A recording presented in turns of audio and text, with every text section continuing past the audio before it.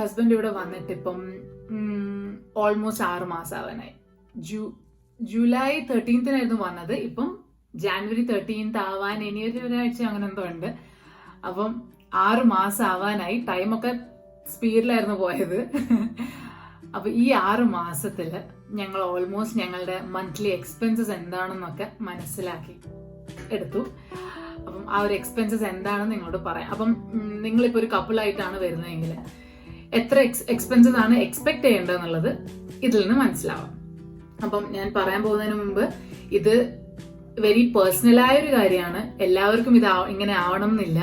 ഇത് ഞാനും എന്റെ ഹസ്ബൻഡും കൂടി എടുത്ത തീരുമാനങ്ങളിൽ നിന്നുള്ള ഒരു ലിസ്റ്റാണ്. കാരണം ചില കാര്യങ്ങളിൽ ഞങ്ങൾ കുറച്ചധികം സ്പെൻഡ് ചെയ്യുന്നുണ്ട്, ചിലതിൽ നല്ലോണം ചുരുക്കി ചെയ്യുന്നുണ്ട്. അപ്പം എല്ലാവർക്കും ഇതേ എക്സ്പെൻസ് ആവണം എന്നില്ല. ലാവിഷായി നിൽക്കുന്ന ആൾക്കാരുണ്ട്, ഇതിലും കുറഞ്ഞൊരു എക്സ്പെൻസിൽ നിൽക്കുന്ന ആൾക്കാരുണ്ട്. പക്ഷെ ഞങ്ങൾ അതിന്റെ ഒക്കെ ഇടയിൽ ഒരു ആവറേജ് ഔട്ട് ആയിട്ടാണ് നിൽക്കുന്നത്. അപ്പം എക്സ്പെൻസസിനെ കുറിച്ച് പറയുമ്പോൾ ആദ്യം തന്നെ എടുത്ത് പറയേണ്ടത് ഏറ്റവും വലിയൊരു എക്സ്പെൻസ് ആണ്. ഞങ്ങളുടെ സാലറി വരുമ്പോൾ അതിൽ പകുതിയോളം നമ്മൾ കൊടുക്കുന്ന ഒരു കാര്യമാണ് റെന്റ്. അപ്പം വാൻകൂവർ ഒരു എക്സ്പെൻസീവ് സ്ഥലമാണെന്ന് എല്ലാവർക്കും അറിയാം. നിങ്ങൾ ഡൗൺ ടൗണിലാണ് നിൽക്കുന്നതെങ്കിൽ റെന്റ് ഒരു $1,800 to $2,000 ആയിരിക്കും ഒരു 1 bedroom അപ്പാർട്ട്മെന്റിന് വരുന്നത്. അത് ഡൗൺ ടൗണിൽ കുറച്ചും കൂടി ഉള്ളോട്ടേക്ക് പോവുകയാണെങ്കിൽ അതൊരു 1,500 കാണുക. ഷെയറിങ്ങിന് നിൽക്കാൻ താല്പര്യമില്ലായിരുന്നു. അതുകൊണ്ട് തന്നെ ഒറ്റയ്ക്ക് താമസിക്കണം എന്നുള്ള രീതിയിലാണ് ഞങ്ങൾ നോക്കിയത്. ഷെയറിങ്ങിന് നിൽക്കുകയാണെങ്കിൽ $900 കിട്ടും, ഡൗൺ ടൗണിൽ വരെ കിട്ടും എന്നാണ് ഞാൻ കേട്ടിട്ടുള്ളത്. അപ്പൊ ഞങ്ങൾ നോക്കിയത് ബർണബി റീജിയനിലാണ്. വാൻകൂവർ ബർണബി ആ ഒരു ഏരിയ ആണ് ഞങ്ങൾക്ക് ഏറ്റവും ഇഷ്ടം. അപ്പൊ അവിടെ ബേസ്മെന്റ്സിന് കുറച്ചും കൂടി റെന്റ് കുറവായതായിട്ടാണ് ഞങ്ങൾ കണ്ടത്. അപ്പൊ ഞങ്ങൾ കൊടുക്കുന്ന റെന്റ് 1,250 ആണ്. അപ്പോൾ റെന്റ് 1,200 മുതൽ ഒരു 1,500 വരെ ആവുന്നതാണ് ഐഡിയൽ. ഇത് ബേസ്മെന്റ് ആണ്. അപ്പൊ ഈ റെന്റ് കുറയുമ്പം അതിൻ്റെതായ പ്രശ്നങ്ങളുണ്ട്. ഇപ്പൊ ഞങ്ങൾക്ക് ഇവിടെ വെളിച്ചം കുറവാണ്, ബേസ്മെന്റ് ആണല്ലോ, വീടിന്റെ താഴെയുള്ള ഒരു ഭാഗമാണ്. ഒരു ഹൈ റൈസ് ബിൽഡിങ്ങിലുള്ള ഒരു അപ്പാർട്ട്മെന്റിൽ കിട്ടുന്ന ഒരു സൗകര്യം ഒന്നും കിട്ടിയെന്ന് വരില്ല. പക്ഷെ എല്ലാ മാസം ഒരു $500 എങ്കിലും റെന്റിൽ സേവ് ചെയ്യാണ് എന്ന് ഓർക്കുമ്പോ വെളിച്ചമൊന്നും ആർക്കും വേണ്ട. പുറത്തു പോയിട്ട് ഞാൻ വെളിച്ചം കൊണ്ടോളാം, ഒരു കുഴപ്പമില്ല. രണ്ടാമത് വരുന്ന ഒരു വലിയ എക്സ്പെൻസ് ഗ്രോസറിയാണ്.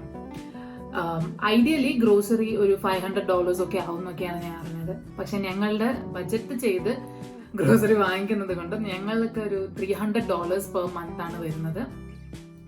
അതിൽ തന്നെ ഞങ്ങൾ മോസ്റ്റ്ലി ബൾക്ക് ഐറ്റംസ് ആണ് വാങ്ങിക്കുക. ഇപ്പൊ അരി വാങ്ങിക്കുമ്പോൾ 10 കിലോന്റെ അരിയാണ് വാങ്ങിക്കുക. മൈദ കാര്യങ്ങളൊക്കെ എല്ലാം ബൾക്കിനാണ് വാങ്ങിക്കുക.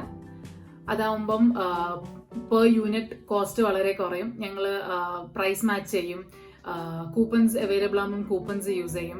അപ്പം അങ്ങനെയൊക്കെ നല്ലോണം ബഡ്ജറ്റ് ചെയ്തൊക്കെ നോക്കുന്ന സമയത്ത് ഞങ്ങൾക്കൊരു $200 വരാറുള്ളൂ, 300 എത്താറില്ല. പക്ഷേ കുറച്ച് ലാവിഷായി കുറച്ചും കൂടി ഇഷ്ടമുള്ള കുറച്ചും കൂടി സാധനങ്ങളൊക്കെ വാങ്ങിക്കുമ്പോൾ $300. എന്നാലും 300 ഞങ്ങൾ കടക്കാറില്ല. അപ്പൊ ഗ്രോസറിക്ക് $300 വരും. പിന്നെ ജനറൽ ഹൗസ് ഹോൾഡ് എക്സ്പെൻസസ് ഒരു $100 എങ്കിലും ഉണ്ടാവും. എന്ന് വെച്ചാൽ ഇപ്പം വാഷിംഗ് ലിക്വിഡും കിച്ചണിൽ ആവശ്യമുള്ള സാധനങ്ങളും ലൈക്ക് അങ്ങനത്തെ ഹൗസ് ഹോൾഡ് ആയിട്ടുള്ള എന്തെങ്കിലും എക്സ്പെൻസസ് ജനറലി ഓരോ മാസം ഒരു $100 എന്തെങ്കിലും വരും. അത് എല്ലാ മാസവും വരണമെന്നില്ല. പക്ഷെ നിങ്ങൾക്കറിയാലോ, ഒരു നോർമൽ ഒരു ലൈഫിൽ ഉണ്ടാകുന്ന പോലെ ചിലപ്പം ഒരു മാസമായിരിക്കും അതൊക്കെ വാങ്ങിക്കുന്നത്. അപ്പം നമ്മൾ അത് സ്പ്ലിറ്റ് ആയി നോക്കുമ്പോൾ ഒരു മന്ത്ലി ഒരു $100 ആണ് അതിന് നമ്മൾ മാറ്റി വെച്ചിട്ടുള്ളത്. പിന്നെ വരുന്നത് വൈഫൈ ആണ്. അപ്പം ഞങ്ങള് കുറച്ച് എക്സ്പെൻസീവ് ആയൊരു പ്ലാനാണ് എടുത്തിട്ടുള്ളത്. ഞങ്ങളൊരു $95 കൊടുക്കുന്നുണ്ട് ഇന്റർനെറ്റിന്. ഇവിടെ യൂഷ്വലി $60 കൊടുക്കാറില്ല ആരും. പക്ഷെ ഞങ്ങൾക്ക് കുറച്ചും കൂടി ഒരു നല്ല പ്ലാൻ വേണമായിരുന്നു, ഫാസ്റ്റർ ഇന്റർനെറ്റ് വേണമായിരുന്നു എന്നുള്ളത് കൊണ്ട് കുറച്ച് എക്സ്ട്രാ ഒരു ഹയർ പ്ലാൻ ആണ് എടുത്തിട്ടുള്ളത്. ഇതിന്റെ പിന്നിലൊരു കഥയുണ്ട്. ഞങ്ങൾ എയർബിഎൻബിയിൽ നിന്ന സമയത്ത് അവിടുത്തെ നെറ്റ് ഭയങ്കര സ്ലോ ആയിരുന്നു. അപ്പം ഞങ്ങൾ ക്യാൻഡിൽ വന്നപാടുള്ള ഒരു ടൈമാണ്. അപ്പൊ എന്റെ ഹസ്ബൻഡ് വീട്ടിലേക്ക് വിളിച്ച് സംസാരിക്കുമ്പം എനിക്ക് വിളിക്കാൻ പറ്റില്ല, കാരണം നെറ്റ് സ്ലോ വർക്ക് ചെയ്യില്ല. പുള്ളിക്കാരൻ സംസാരിച്ചുകൊണ്ടിരിക്കുമ്പോൾ ഞാൻ അവിടെ ഇരുന്ന് വെയിറ്റ് ചെയ്യണം എന്റെ വീട്ടിൽ വിളിക്കാൻ വേണ്ടിയിട്ട്. അത് കഴിഞ്ഞ് ഫോൺ വെച്ച ഉടനെ വേണം ഞാൻ വിളിക്കാൻ. അപ്പം ഞങ്ങൾക്കുള്ള ടൈം ഫ്രെയിമും കുറവാണ്, കാരണം 12 മണിക്കൂർ ഡിഫറൻസ് ഉണ്ട്. അപ്പം ആ ഒരു ഞങ്ങളുടെയും നമ്മൾ വിളിക്കുന്ന അവരുടെയും ആ ഒരു ടൈമും കൂടി നോക്കി വെച്ചിട്ട് അതിന്റെ ഇടയിൽ ഒരുമിച്ച് വിളിക്കാൻ പറ്റാത്തതൊരു ഒരു ഭയങ്കര ഒരു ബുദ്ധിമുട്ടായിരുന്നു. അപ്പൊ അന്നെടുത്ത തീരുമാനമാണ് നല്ല ഫാസ്റ്റ് ഉള്ള നെറ്റ് വേണം, പെട്ടെന്ന് കാര്യങ്ങളൊക്കെ നടക്കണം, വെയിറ്റ് ചെയ്തിരിക്കാനൊന്നും വയ്യ എന്നുള്ളത്. ആ സമയത്താണ് ഞാൻ യൂട്യൂബും ചെറുങ്ങനെ വീഡിയോ ഒക്കെ അപ്ലോഡ് ചെയ്യാനൊക്കെ തുടങ്ങിയത്. അതും ഒരു ഒരു ഒരു ഒരു കുറച്ച് സമയം എടുക്കും അപ്ലോഡ് ആക്കി കിട്ടാൻ. അങ്ങനെയാണ് ഇതിന് കുറച്ച് എക്സ്പെൻസ് കൂടിയാലും കുഴപ്പമില്ല എന്നുള്ളതിൽ ഞങ്ങൾ നല്ലൊരു പ്ലാൻ എടുത്തത്. അപ്പൊ അതിന് $100 കണക്കൂട്ടിക്കും. പിന്നെ ഉള്ളത് മൊബൈൽ പ്ലാൻ. അപ്പൊ ഇവിടെ നാട്ടിലുള്ള പോലത്തെ അത്രയും നല്ല പ്ലാൻ ഒന്നുമല്ല.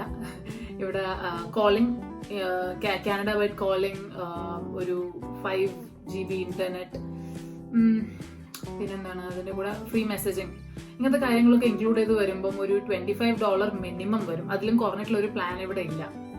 അതുകൊണ്ട് തന്നെ പബ്ലിക് മൊബൈലിന്റെ ഏറ്റവും വില കുറഞ്ഞ $25 പ്ലാനാണ് ഞാൻ യൂസ് ചെയ്യുന്നത്. കാരണം എനിക്ക് ഓഫീസിൽ പോയാൽ അവിടെ ഇന്റർനെറ്റ് ഉണ്ട്, വീട്ടിലും ഉണ്ട്. ആകെ കോളിങ്ങിനാണ് എനിക്ക് മൊബൈൽ ആവശ്യമുള്ളൂ. അതുകൊണ്ട് ഏറ്റവും കുറഞ്ഞ പ്ലാനാണ് എടുത്തിട്ടുള്ളത്. അപ്പൊ $25 ആണ് ഒരാൾക്ക് വരുന്നത്. അപ്പൊ ഞാനും എന്റെ ഹസ്ബൻഡും അത് തന്നെയാണ് എടുത്തിട്ടുള്ളത്. അപ്പൊ ഞങ്ങൾ രണ്ടാൾക്കും കൂടി $50 ആണ് മൊബൈൽ എക്സ്പെൻസസ് വരുന്നത്. പിന്നെ വേറൊരു എക്സ്പെൻസ് ഇവിടെ ട്രാൻസിറ്റ് ആണ്. ഞങ്ങൾ ബസ്സും മെട്രോ ആണ് ഇവിടെ എല്ലാത്തിനും യൂസ് ചെയ്യുന്നത്. കാരണം ക്യാബ് യൂസ് ചെയ്യുകയാണെങ്കിൽ ഒരു സ്ഥലത്ത് പോകാൻ തന്നെ ഒരു $30 ആവും. ബസ്സിന് പോകണമെങ്കിൽ $2.50 ആണ് ഒരാൾക്ക് വരുന്നത്. എന്തിനാണ് വെറുതെ. അപ്പം ഒരു മാസം പോവാനും ഓഫീസിൽ പോയി വരാൻ വേണ്ടിയിട്ടുള്ള ആ ഒരു എക്സ്പെൻസും എല്ലാം കൂടി കവർ ചെയ്തിട്ട് $100 ഒരാൾക്ക് വേണ്ടി മാറ്റി വെക്കണം ട്രാൻസിറ്റിനായിട്ട്. അപ്പൊ 2 ആൾക്കാർക്ക് $200. പിന്നെ ഇടയ്ക്ക് പുറത്തുനിന്ന് കഴിക്കാനൊക്കെ ആഗ്രഹം വരും. അങ്ങനെ കഷ്ടപ്പെട്ട് ജീവിക്കാനല്ലല്ലോ നമ്മളിവിടെ വന്നത്, കുറച്ച് സന്തോഷം വേണമല്ലോ. അപ്പം എനിക്ക് ഇടയ്ക്കിടയ്ക്ക് പുറത്തുനിന്ന് കഴിക്കാൻ നല്ല താല്പര്യമുള്ള ആളാണ്. ഇവിടെ നല്ല നല്ല ഫുഡുണ്ട് കഴിക്കാൻ, പുറത്തുനിന്ന് വാങ്ങിക്കാൻ. ഓരോ ആഗ്രഹം വരുമ്പം ആഴ്ചയിൽ ഒരിക്കലെങ്കിലും ഞങ്ങൾ പുറത്തുനിന്ന് കഴിക്കും. യൂഷ്വലി എക്സ്പെൻസീവ് ആണ് പുറത്തുനിന്ന് കഴിക്കല്. പക്ഷെ ഞങ്ങൾ ഊബർ ഈറ്റ്സും ഡോർ ഡാഷും കുറച്ച് ഓഫറൊക്കെ വരുമ്പോൾ അതും എല്ലാം കൂടി കമ്പൈൻ ചെയ്തിട്ടാണ് വാങ്ങിക്കുക. അപ്പൊ ഇതിന് ഞങ്ങൾ ബഡ്ജറ്റ് ചെയ്തിട്ടുള്ളത് $100 ആണ്. ഓരോ മാസം പുറത്തുനിന്ന് കഴിക്കുന്ന 100ന്റെ ഉള്ളിൽ കഴിക്കണം എന്നൊക്കെയാണ് നമ്മൾ വിചാരിക്കുക. പറ്റാറില്ല. ഒരു 125 എങ്കിലും ആവും പുറത്തുനിന്ന് കഴിക്കല്. കാരണം വാങ്ങിപ്പോവും, നല്ല രസമുള്ള സാധനങ്ങളായതുകൊണ്ട് അങ്ങ് വാങ്ങിപ്പോവും. അപ്പൊ ഇതിന് ഒരു 125 എന്ന് പറയാം പുറത്തുനിന്ന് ഈറ്റിംഗ് ഔട്ട് സൈഡ്. പിന്നെ വരാനുള്ള ഒരു എക്സ്പെൻസ് എന്ന് വെച്ചാൽ ഹെയർ കട്ട്, ബ്യൂട്ടി പാർലർ കാര്യങ്ങളായിട്ടുള്ള റിലേറ്റഡ് ആയിട്ടുള്ള എന്തെങ്കിലും എക്സ്പെൻസ് ഉണ്ടെങ്കിൽ ഞങ്ങളിപ്പോൾ അതിനൊന്നും പോവാറില്ല. കോവിഡിന് ശേഷം ഞാൻ എൻ്റെ ഐബ്രോ ചെയ്യാറില്ല, അതങ്ങ് നിർത്തി. അതായിരുന്നു എൻ്റെ എക്സ്പെൻസ്, അത് നിർത്തി. മുടിവെട്ടലൊക്കെ കോവിഡിൽ നിന്ന് പഠിച്ചത് ഞാൻ സ്വയം വെട്ടലായിരുന്നു എൻ്റെ മുടി. ഇത് പുറത്തുനിന്നാട്ടോ, ഇത് പുറത്തു പോയിട്ട് ചെയ്തതാണ്. കുറെ കാലങ്ങൾക്ക് ശേഷമാണ് അവസാനം പുറത്തുപോയിട്ട് മുടി വെട്ടിയത്. അപ്പൊ എന്തായാലും ഇനി എക്സ്പെൻസ് എല്ലാ മാസം വരണം എന്നില്ല. അതിനുവേണ്ടി ഞങ്ങൾ ഒരു $50 മാറ്റി വെച്ചിട്ടുണ്ട്. ഇനി ഹെയർ കട്ടിന് പോകണമെങ്കിൽ ചെയ്യാമെന്നുള്ളതിൽ. ഹസ്ബൻഡ് എന്തായാലും പോയേ പറ്റൂ. അപ്പം അതിനൊരു $20-30 ആവും ഹെയർ കട്ടിന്. വില കുറഞ്ഞ സ്ഥലങ്ങളും ഉണ്ട്, ഒരു $15 ഉള്ള ഹെയർ കട്ടും ഉണ്ട്. എന്തായാലും ഞങ്ങൾ അതിനൊരു $50 എക്സ്പെൻസ്, $50 അതിന് വെച്ചിട്ടുണ്ട്. പിന്നെ ഷോപ്പിംഗ് താല്പര്യം ഉണ്ടെങ്കിൽ അതിന്റെ എക്സ്പെൻസ് ഞാൻ ഇതിൽ കൂട്ടുന്നില്ല. ഞങ്ങളത് ബഡ്ജറ്റ് ചെയ്തിട്ടുമില്ല. അത് ആവശ്യം വരുമ്പം വാങ്ങിക്കും എന്നൊരിതില് ചിന്തിച്ചിട്ടുള്ളൂ. അതിനായിട്ട് ഞാൻ ഒരു മാസം ഇത്ര എമൗണ്ട് എന്നൊന്നും പറഞ്ഞ് മാറ്റി വെച്ചിട്ടില്ല. അപ്പം അതിനി ഇടാൻ താല്പര്യം ഉണ്ടെങ്കിൽ ഒരു $50-100 ആയിട്ടും മാറ്റി വെക്കാം. ഞാൻ ഇടുന്നില്ല. അപ്പം ഞങ്ങൾ ജനറൽ എക്സ്പെൻസ് ഒക്കെ ഇതിൽ ഞാൻ പറഞ്ഞിട്ടുണ്ടെന്നാണ് എൻ്റെ ഒരു വിശ്വാസം.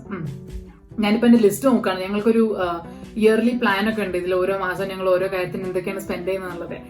അപ്പം ഞങ്ങൾക്കൊന്ന് കാൽക്കുലേറ്റ് നോക്കാം ഇപ്പം പറഞ്ഞതെല്ലാം കൂടി എത്രയാവും എന്നുള്ളത്. ഇപ്പൊ ഞാൻ പറഞ്ഞതെല്ലാം കൂടി ഒരു $2,175 ആണ് ടോട്ടൽ ആയിട്ട് വരുന്നത്.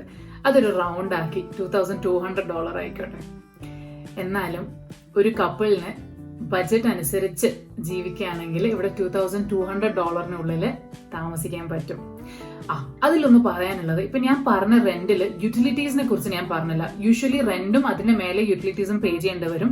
ഞങ്ങൾക്കതില്ല. ഞങ്ങളുടെ ആ ഒരു 1,250 റെന്റില് യൂട്ടിലിറ്റീസും ഇൻക്ലൂഡഡ് ആണ്. എന്ന് വെച്ചാൽ ഞങ്ങൾ വാട്ടർ, ഇലക്ട്രിസിറ്റി, ഹീറ്റ് ഒക്കെ ഇൻക്ലൂഡഡ് ആണ്. അതുകൊണ്ട് ഞങ്ങൾ അതിനായിട്ട് എക്സ്ട്രാ കൊടുക്കേണ്ടി വരുന്നില്ല. യൂഷ്വലി അതിനൊരു $100 to $200 എക്സ്ട്രാ കൊടുക്കേണ്ടി വരും. എന്നാലും എല്ലാം കൂടി കുറച്ചും കൂടി എരിവും പൊളിയൊക്കെ ചേർത്തിട്ട് ഒരു 2,500 ആയാലും കുഴപ്പമില്ല. അതാണ് ഒരു ചെലവ് ചുരുക്കി ജീവിക്കുന്ന നോർമലായിട്ട് നിൽക്കുന്ന ആൾക്കാർക്ക് വരുന്ന ഒരു എക്സ്പെൻസ്, മന്ത്ലി എക്സ്പെൻസ്. 2 ആൾക്കാർക്ക്. മക്കളൊക്കെ വരുമ്പോൾ അത് കൂടുമായിരിക്കും, അറിയില്ല. വന്ന ഫസ്റ്റ് 2 മാസം ഇതല്ല ചെലവ്. കാരണം അതിലിപ്പോൾ ഞങ്ങളൊരു പുതിയ വീട് എടുക്കുകയാണെങ്കിൽ വീട്ടിൽ വാങ്ങിക്കേണ്ട ഫേർണിച്ചറും പാത്രങ്ങളും ഒക്കെ വാങ്ങിക്കണം. അപ്പം ഞാനൊരു ഐക്യ ഷോപ്പിങ്ങിന്റെ വീഡിയോ ഇട്ടിരുന്നു. അപ്പോൾ അതിൽ കാണാൻ ഞങ്ങൾക്ക് $1000 ആയി എനിക്ക് വീട്ടിലെ സാധനങ്ങൾ വാങ്ങിക്കാൻ വേണ്ടിയിട്ട്. എന്നുവെച്ചാൽ ബേസിക് ഫേർണിച്ചർ വാങ്ങിക്കാൻ. അതൊരു ഐക്യന്ന് വാങ്ങിയേണ്ടാണ് ആ എമൗണ്ട്. പുറത്തുനിന്ന് ഇടുന്നൊക്കെ വാങ്ങിക്കാൻ ഒരു 2000 ആവുമായിരുന്നു. അപ്പൊ അതിനൊരു 1000 ആയി. പിന്നെ വീട്ടിലെ ബാക്കിയുള്ള സാധനങ്ങൾ എന്ന് വെച്ചാൽ സ്റ്റോക്ക് ചെയ്യാൻ വേണ്ടിയിട്ട് ഇപ്പൊ ഗ്രോസറി ഒക്കെ ഇപ്പം മാസം വാങ്ങിക്കുകയാണെങ്കിലും ആ സ്റ്റാർട്ടിങ്ങിൽ വലിയ ബൾക്കിന് കുറെ സാധനം ഞങ്ങൾ വാങ്ങിയിരുന്നു സ്റ്റോക്ക് പൈലായിട്ട്. ഇപ്പം പഞ്ചസാര, ഉപ്പ്, സംഭവങ്ങളൊന്നും ഇല്ലല്ലോ. അപ്പം എല്ലാം കൂടി വാങ്ങിച്ചപ്പോൾ അതിനും ഒരു എമൗണ്ട് ആയിരുന്നു. എനിക്ക് എൻ്റെ ഓർമ്മയിൽ ഒരു $500 അടുപ്പിച്ചായിരുന്നു സ്റ്റോക്ക് പൈൽ ഉണ്ടാക്കാൻ വേണ്ടിയിട്ട്. പിന്നെ അല്ലറ ചില്ലറ വീട് ഒന്ന് സെറ്റിലായി വരുന്നതിന്റെ കുറെ എക്സ്പെൻസസ് ഉണ്ടായിരുന്നു. അപ്പം അതൊന്നും ഞാൻ കണക്ക് കൂട്ടിയിട്ടില്ല ഇത് മന്ത്ലി നോർമൽ എക്സ്പെൻസസ് മാത്രമേ ഇവിടെ പറഞ്ഞിട്ടുള്ളൂ. അപ്പൊ ഇപ്പൊ ഉള്ള ഞങ്ങളുടെ ആ ഒരു മെയിൻ ഫസ്റ്റ് 2-3 മാസം കഴിഞ്ഞതിന് ശേഷം ഉള്ള എല്ലാ മാസവും ഞങ്ങളുടെ എക്സ്പെൻസസ് ഇങ്ങനെയാണ്. അപ്പം ഇതാണ് എന്റെ ഇവിടുത്തെ മന്ത്ലി എക്സ്പെൻസ്. ഇനി അങ്ങോട്ട് എക്സ്പെൻസസ് കൂടുമോ ഇല്ലയോ എന്ന് എനിക്കറിയില്ല. കൂടുമായിരിക്കും. ലൈഫ് സ്റ്റൈൽ മാറുന്നതനുസരിച്ച് അതും മാറും. ബട്ട് സോ ഫാർ നല്ല ഇതിലാണ് പോകുന്നത്. ടച്ച് വുഡ് ഒക്കെ ചെയ്യട്ടെ, കുറെ മുട്ടൊക്കെ ചെയ്യണം. അപ്പൊ ഇങ്ങനെ പോകുന്നു. വേറെന്തെങ്കിലും അറിയണമെന്ന് താല്പര്യം ഉണ്ടെങ്കിൽ താഴെ കമന്റ്സിൽ പറയാം. അറിയാവുന്ന കാര്യങ്ങളാണെങ്കിൽ ഞാൻ അതിനെക്കുറിച്ചൊരു വീഡിയോ പറയാം. അപ്പൊ ശരി. Hey guys, thank you for watching the video. Please like and subscribe.